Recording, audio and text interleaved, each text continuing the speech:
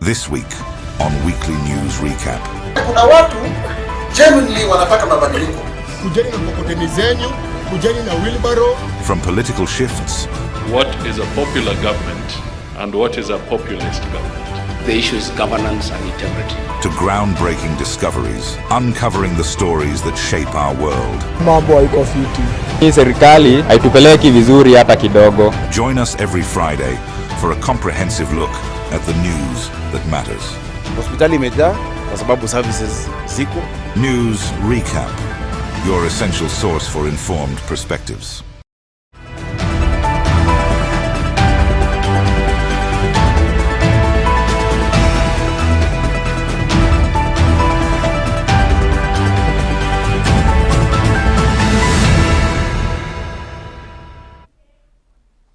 Good evening, I am Francis Ndichu and welcome to TAS TV News.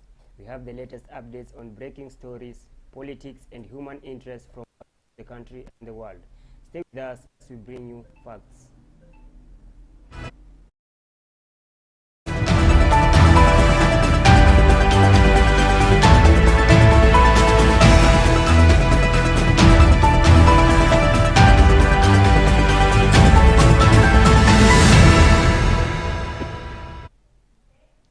A coastal opposition movement has proposed Kalonzo Musyoka as its preferred presidential candidate for the 2027 general election. Leaders from the region said they believe Musyoka is the most suitable figure to unite the opposition and offer alternative leadership ahead of the upcoming polls. They argued that his political experience and the national appeal make him a stronger contender. The group called on other opposition parties to rally behind Musyoka early to strengthen their chances in 2027 and present a united front against their rivals. Isaac Timayo has more. A coastal opposition movement has proposed Kalonzo Musyoka as its preferred presidential candidate for the 2027 general election. United opposition is strong and it is unstoppable in the coastal region. Why the united oppositions? Because Kenyans are tired of the high cost of living, tired of high taxation, tired of unemployment, tired of broken promises, corruption and a failed leadership. Leaders from the region say they believe Musyoka is the most suitable figure to unite the opposition and offer alternative leadership ahead of the coming polls. They argue that his political experience and the national appeal make him a stronger contender. Watu wakifungua biashara, tax ziko juu, KRA wako pale, wamama, vijana wote wanaanza kufunga biashara zao. Ina lead nini? Ina lead kwa ujambazi. So kwa hivyo sisi tumeamua Kalonzo Musyoka, Stephen Kalonzo Musyoka ndio atakuwa rais wetu. The group called on another opposition parties to rally behind Musyoka early to strengthen their chance in 2027 and present a united front. Serikali ya William Ruto ni one term. Na wale ndugu zetu, naomba pia wale ndugu zetu tulikuwa nao Azimio, akina Joe waache tamaa, wakuje katika muungano wa one term. William Samoei Ruto ameua demokrasi ya vyama vya siasa. Mnakumbuka ni juzi tu ameweza kuangamiza chama inaitwa PA. Tunataka tukizungumza tuwe tumesikiza sauti ya wananchi. Sauti ya nani? Ya wananchi. Hiyo ndio sauti ambayo tunataka tuisikie ikitoka huko pwani. Isaac Timayo reporting for TAS TV. Investigations are ongoing into a helicopter crash that claimed the life of Sylvanus Maritim Ngeno, also known as MP Ngeno. The tragic accident has shocked the nation. The chopper reportedly went down shortly after takeoff. Emergency team responded promptly, but authorities later confirmed the MP was among the fatalities. Aviation investigators have secured the crash site and began examining possible causes, including mechanical failure and weather conditions. Officials are urging the public to avoid speculation as the probe continues. Joanne Wamboi has more. Investigations are ongoing into a helicopter crash that claimed the life of Sylvanus Maritim Ngeno, also known as MP Ngeno. The tragic incident shocked the nation. Listuka sana. Hatukulala, tulipiga nduru. Usiku tulikuwa hii town tukilala kwa lami tukipiga nduru. Sijui nitadelete aje namba yake, sijui nitakuwa nini. Amenisomesha tangu form 1 up to form 4. I don't know. May his soul rest in peace. Reports indicate the helicopter crashed moments after takeoff in what witnesses described as a sudden loss of control. Emergency crews responded quickly to the scene, but it was later confirmed that the MP was among of those who died in the accident. He got 3 times. Bila break. So in fact tulishukuru uongozi yake. Mashule tumepata ya kutosha. So we love him. Tunapenda. Hata saa hii vile ameenda mshangao kubwa kwetu. I sincerely want to pass my condolences. Pray to God that his soul may rest in eternal peace. And at this juncture, I also want to appeal to Emurua residents. I know you've been hit very hard. Authorities are appealing to the public to remain patient and avoid drawing conclusions as investigation continue. Political leaders have expressed their condolences, honoring MP Ng'eno's service and commitment to the constituents. Tumekuwa tukipanga ili hizi miili ama hizi bodies sifikishwe hapa. Tumefikisha na tunataka tu kuambia wananchi wetu wa Kenya ya kwamba yale yamefanyika. Reporting for TAS TV, Thika, County of Kiambu, I'm Joa Nomboi. Political violence and rising cases of hooliganism at political rallies are once again in the spotlight, with church leaders now adding their voice to calls for accountability. Clergy from Redeemed Gospel Church in Juja have condemned the alleged use of youths to perpetrate violence and pressure among mounts on political leaders to take responsibility. This comes amid reports of an attack on members of County Assembly in Kiambu County, leaving the County Assembly Majority Leader injured. Our political reporter Prince Mutuma Kailikia now brings us more details from the ground. As political tensions continue to escalate nationwide, cases of violence and hooliganism have increasingly been reported at major political rallies, particularly those organized by the opposition. In response, church leaders have stepped forward to strongly condemn the growing trend of violence. Speaking in Juja, clergy from Redeemed Gospel Church in Juja, led by Thomas Donye and Patrick Joroge, accused political parties of exploiting young people to carry out violence acts and issue threats against their rivals. These incidents are unfortunate. These incidents are uncalled for. That he would be attacked in his line of duty by hooligans and goons that were really organized, because what happened is notable that they were organized and they were actually hired. The church leaders emphasized that individuals involved in organizing or executing such attacks should be identified, summoned and subjected to lawful action in accordance with the law. Hiyo ambayo imetokea jina jipya linaitwa goons. Tungetaka tafadhali serikali ya Kenya, maana mko na machinery zote, tumalizie hizo vitu zinaitwa goons. Meanwhile, reports indicate that a group of members of County Assembly from Kiambu County were attacked while on official duty inspecting ongoing development projects. During the incident, the majority leader of Kiambu County Assembly, Godfrey Musheke, sustained hand injuries, lost consciousness, and was rushed to hospital for treatment. Kwa eneo la bunge la Kikuyu, hapo ndio niliweza kuvamiwa na wakora ambao walikuwa wamepangwa, jama ambayo ilikuwa imepangwa vizuri. Kwa maana tumekuja kulan baadaye kwamba walikuwa wameambiwa hapo watu wasitoke kama hakuna kuja kuwa na umwagikaji wa damu. Despite the attack, the MCAs have resolved not to be intimidated. They have reaffirmed their commitment to continue supporting their governor, even as pressure from the opposition intensifies to have him removed from office.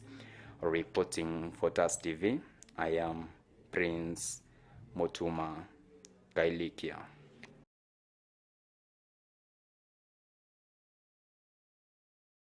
We'll take a short break now, but stay with us. When we return, more of the latest headline stories that matter and updates from around the country and the world. Don't go anywhere. We will be right back.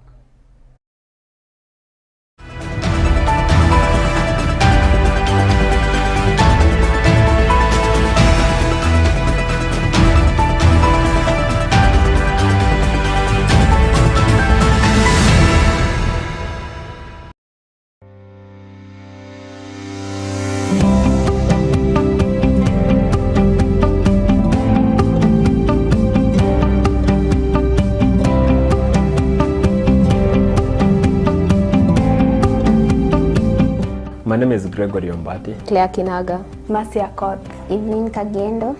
I'm from Mount Kenya University, Bachelor of Arts in Mass Media and Communication. Kabete National Polytechnic, pursuing journalism and mass communication. I'm from Zitech University, pursuing Bachelors of Journalism in Mass Communication. I come from Mount Kenya University, taking Bachelor in Mass Media and Communication. I knew TAS in social media, specifically Facebook. I knew TAS TV through a friend of mine. I knew TAS TV through online platform, that is YouTube to be specific, where I was looking for a certain news and I found it at TAS TV page. Through a friend of mine who had done attachment at TAS TV there before. I've been in TAS TV for a month now. I've been here for 1 month and a half. I've been at TAS TV now for 1 month. On a scale of 1 to 10, I would give it an 8 because it's a place that offers quality skills. I'll rate it at 8 out of 10 simply because at TAS TV, you will be taught everything that you don't know concerning media, even if it's camera operation, if when it comes to editing and even news anchoring. I can give it an 8 because the supervisors and everything, the equipment, they are good. On a scale of 1 to 10, I will rate TAS TV at 7 out of 10. Because it is a place where you can learn and improve your skills day by day. What I really want to achieve after 3 months is about my confidence in the reporting skills, the anchoring, and also in the production. After my attachment, I would love to improve my skills and be more skillful on the practical part, production, editing of videography and photography. I want to achieve strong practical skills, especially in news reporting. What I want to achieve is I want to be confident in news anchoring. I will advise someone to come to TAS TV because it is a place where they are given an opportunity to learn and improve their skills. I can advise them because you'll actually major in what you really want. I would advise someone to come at TAS TV because it's a place where one is ready to learn, they can gain a lot of skills. Yes, I would advise someone to come to TAS TV simply because at TAS TV they offer everything concerning mass media and journalism.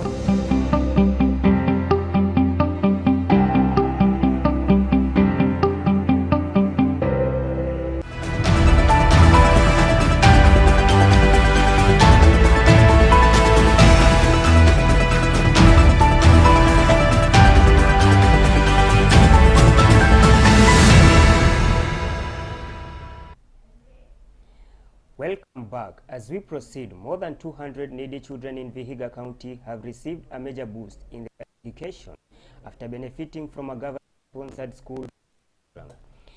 Support facilitated through the Office of the Beatrice Adalaga aims to ensure vulnerable learners stay in school. Murevi Fidel has more.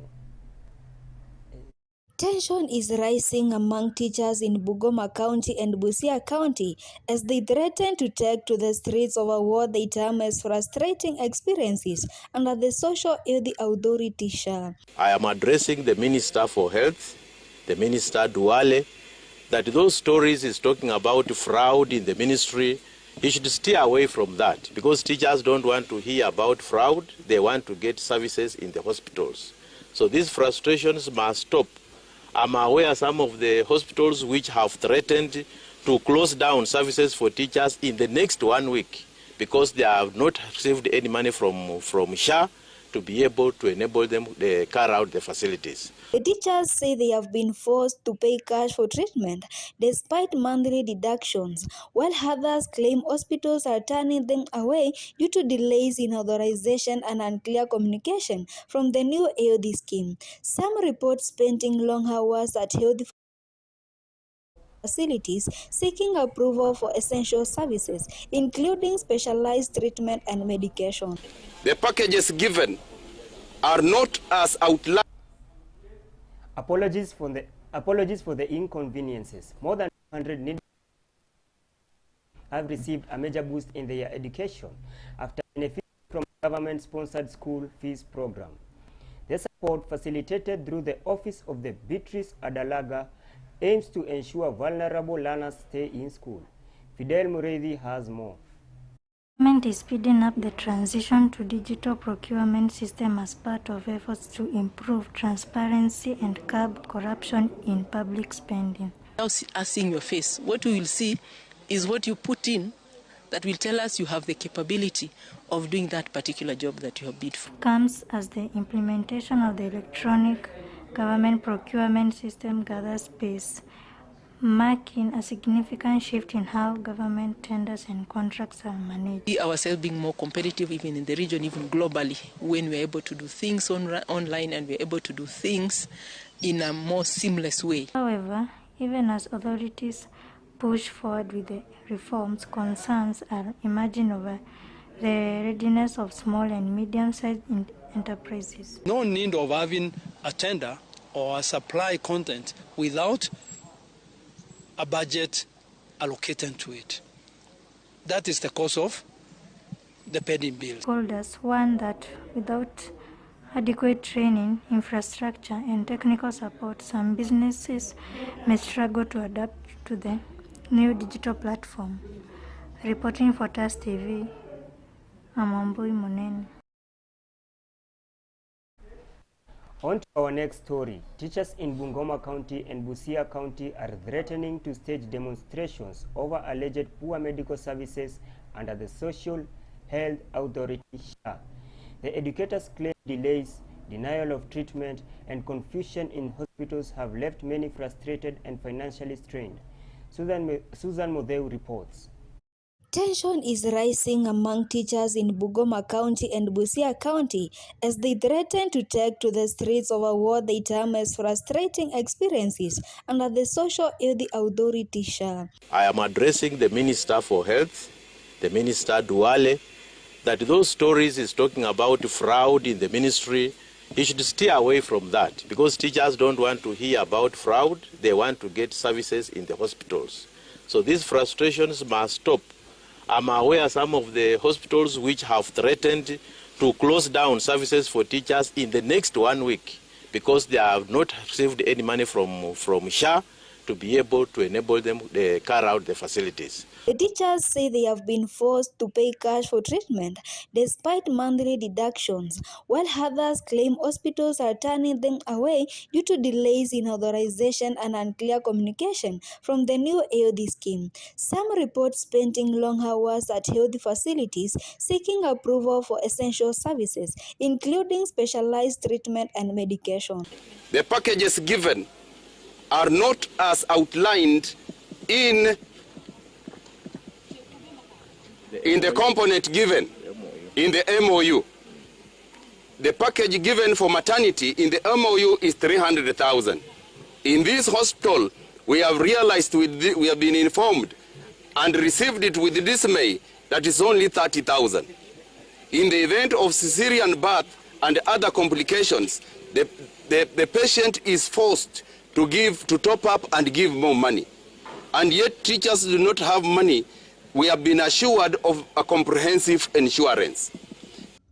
Union representatives in the region argue that the transition to SHA has not been smooth and are demanding immediate intervention from the government to streamline the system. They want that unless their grievances are answered and addressed, they will organize peaceful demonstrations to demand better healthcare access and accountability. Kama SHA imeshindwa, we are demanding Minute Erudi. Even the hospitals are complaining. Tangu mambo ya SHA eanze paka saizi, no cent has been sent to the hospital concerning mambo ya walimu. Sasa walimu tunataka tuwapatie 1 week. Watuambie ukweli ya mambo ya SHA. If the government wants teachers to die, watueleze saizi. Reporting for TAS TV, I'm Susan Modeu. The government is accelerating the shift to digital procurement to enhance transparency and curb corruption.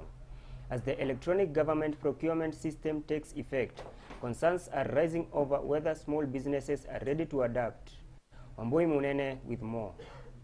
Government is speeding up the transition to digital procurement system as part of efforts to improve transparency and curb corruption in public spending. Without us seeing your face, what we will see is what you put in that will tell us you have the capability of doing that particular job that you have bid for. Comes as the implementation of the electronic government procurement system gathers pace, marking a significant shift in how government tenders and contracts are managed. We ourselves being more competitive even in the region, even globally, when we're able to do things online and we're able to do things in a more seamless way. However, even as authorities push forward with the reforms, concerns are emerging over the readiness of small and medium-sized enterprises. No need of having a tender or a supply content without a budget allocated to it.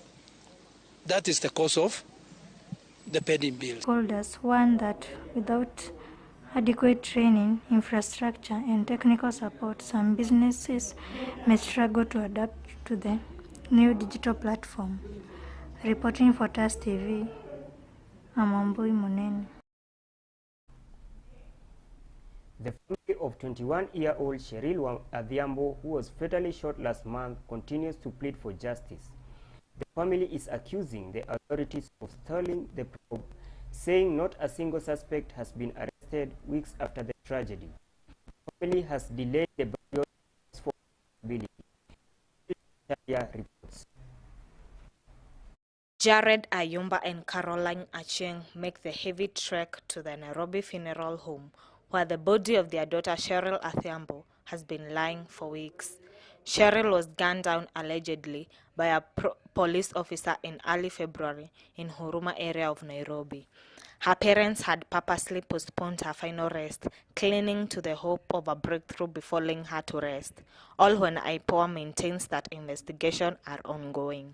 Walituambia tungoje after 14 days ndio watatuletea majibu na wajawahi kuja. Sasa yafaa wachunguze watuletee majibu before tuende kuzika. Huyu jamaa ashikwe, awekwe kwa court, ahukumiwe.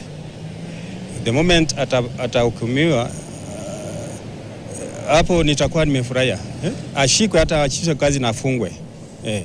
Ndio at least ajue, because akiachwa tu hivyo wataendelea tu kuwa watu tu aimlessly. The news of Cheryl's death on February 7th sent shockwaves through the street of Huruma and Kiamaiko, igniting fierce protest. The outcry for justice quickly spiraled into chaos, leaving a trail of destruction as residents clashed with law enforcement. Amid the smoking fury, one name kept echoing: an officer allegedly attached to Huruma Police Station. Huruma Police Station. So kwa nini uchunguzi unachukua muda mingi? Huyu jamaa ako pale, si tunaumia, mtoto wetu amekufa na yeye amekaa tu amefichwa. Hao watu waine Kiamaiko ameua. Tunataka justice huo msichana tafadhali. Wamshike leo hii, hata hatutaki kulala before ashikwe. The official police report stated Cheryl was caught in the crossfire in a confrontation between officers and criminals. At the time of the shooting, the young student was helping her mother at a fish stall in the fading evening light. Cheryl Adhiambo will be buried this Friday, 6th of March, in Suna West in Migori County. Purity Masharia reporting for TAS TV.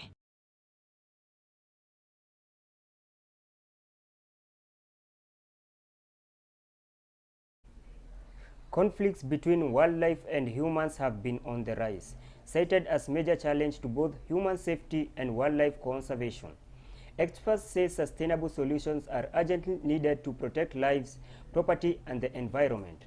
Francis Ndichu with more reports. Human-wildlife conflict is a growing challenge for communities living near conservation areas. As human populations expand and natural habitats shrink due to development and climate change, wild animals are increasingly entering farms and settlements in search of food and water.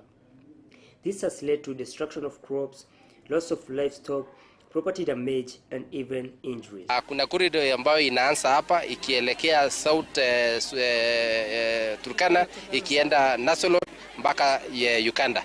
Hiyo migratory corridor imefungwa because of mambo mengine kama ukulima na hata ujenzi na mambo kama hiyo. According to the Wildlife Fund, The rising conflict threatens both human livelihoods and wildlife conservation efforts. Retaliatory killings and habitat destruction further endanger biodiversity. Authorities are responding with measures such as electric fencing, early warning system, community awareness programs, and improved land use planning. Wakati mwingine wanaharibu mimea, labda wamejeruhi binadamu ama waua wengine, na tungetaka waziri wetu pamoja na wakubwa wote wa ministry na serikali watakuja kuhakikisha kwamba haya mambo yameshughulikiwa. Wanyama wakitoka kwa game reserve wakiingia kwa mashamba yao waelewe sisi sasa tutakuwa tunafanya nini, tunakulia pesa pale kwa tourism ambayo itafanyika. Experts stress that long-term solutions require cooperation between governments, conservation organizations, and local communities to promote peaceful coexistence between humans and wildlife. Reporting for TAS TV, my name is Francis Ndichu. As heavy rains continue, the safety of key infrastructure remains a major concern for residents, commuters, and traders in Migori County and beyond. The ongoing assessments and repair plans will determine how long these critical links remain compromised. Officials urge everyone to adhere to safety advisory for now. Caution is the watchword. The Kenya Meteorological Department issued heavy rainfall across the region in the country. However, the weather forecast indicates Nairobi, Narok, Kisii, Kakamega, Embu, Bungoma, and other parts of the country. David Monene has more. As heavy rainfall continues, the safety key infrastructure remained a major concern for residents, commuters, and traders in Migori County and beyond. The ongoing assessment and repair plans will determine how long these critical links remain compromised. Officials urge everyone to adhere to the safety advisories for now. Question is the watchdog. The Kenya Authority Meteorological Department issued heavy rainfall across the region in the country. However, the weather forecast indicate Nairobi, Narok, Kisii, Kakamega, Embu, Bungoma, and other parts of the country. Heavy rainfall. Floodwaters may appear in places where it has not rained heavily, especially downstream, and people should be on the lookout for this.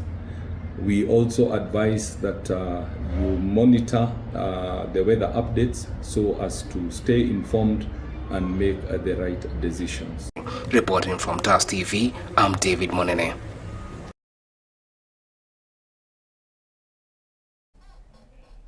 That wraps up today's news. Thank you for joining us. Stay informed, stay safe, and remember to follow the latest updates throughout the week. I am Francis Ndichu, wishing you a good day and a restful week ahead.